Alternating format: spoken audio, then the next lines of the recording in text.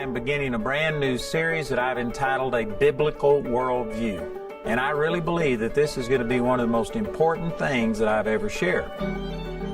There is a very small percentage of even Christians that have a biblical worldview.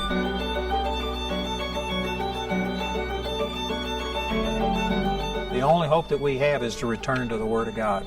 We need to go back to a biblical worldview.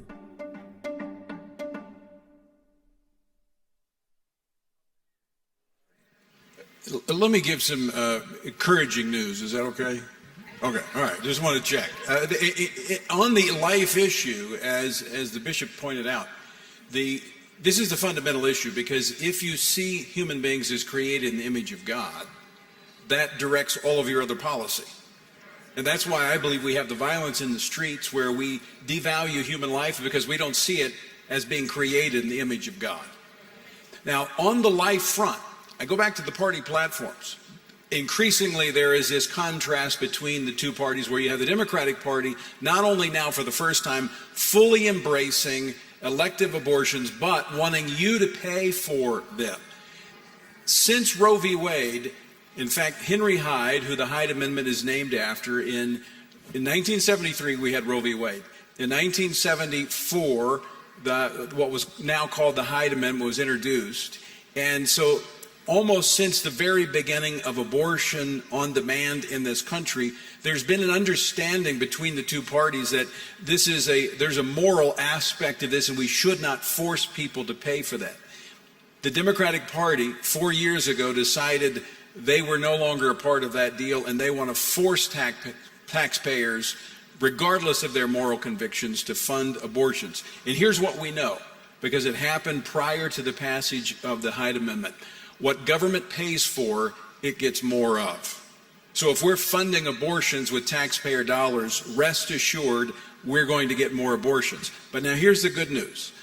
Because of the party's strong stand on these issues of abortion, it not only affects the federal level, but this trickles all the way down to state legislatures, to city councils and school boards. And as a result of the party's strong stance on life, in the last 10 years, we have seen nearly 800 pro-life laws go into be enacted.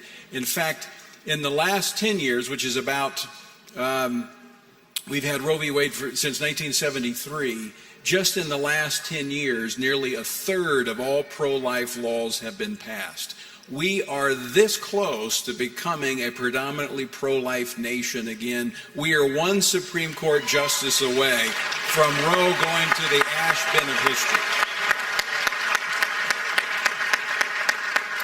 And I know one of you will be able to quote this exactly, but it was Joe Biden that said, if you are pro-life, you have no part in this party. Is that the quotation? Can somebody quote that exactly? I'm not sure if it was Joe Biden, but I do know that there were Democratic candidates that said there were no room for pro-life candidates. I'm pretty sure that pro-life supporters. Well, their policies speak volumes. And here's the thing, if I can say this too, I don't want to dominate here, but the reality is this election is about policy, not personality. You need to have the conversations with your family, your friends about those platforms, and ask them, what do they want? More abortion, or do they want a nation that understands that human beings are created in the image of God and therefore worthy of being protected under our laws? We cannot, as the bishop said, we cannot choose death and expect a blessing. We only get the blessing if we choose life. And I think of what we see happening in America today is because we have chosen poorly. This may be our last chance to get it right. Can I just say one other thing about life? Because in this climate where everyone seems to be hyped up about the issue of race, let us not forget that the chief architect of abortion in America, Margaret Sanger, was a rabid racist who despised black people and other minorities, despised anybody she thought was feeble-minded, which meant people of any race that she didn't think were worthy of living, consorted with the Ku Klux Klan, believed that Hitler was on the right track in his policies and ended up co-opting a bunch of black ministers to go along with her nefarious plans.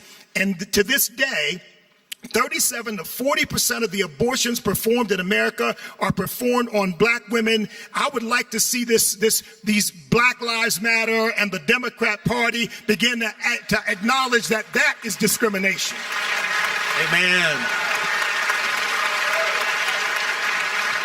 And E.W. didn't mention it, but Margaret Sanger is the one who started Planned Parenthood. That was the focus of it, was to eliminate blacks out of our society. That is what Planned Parenthood started with, and that is their goal. And there's a lot of hypocrisy today, but Planned Parenthood has been out front promoting Black Lives Matter, but yet they're aborting nearly half, in some places, nearly half of the black population in some cities.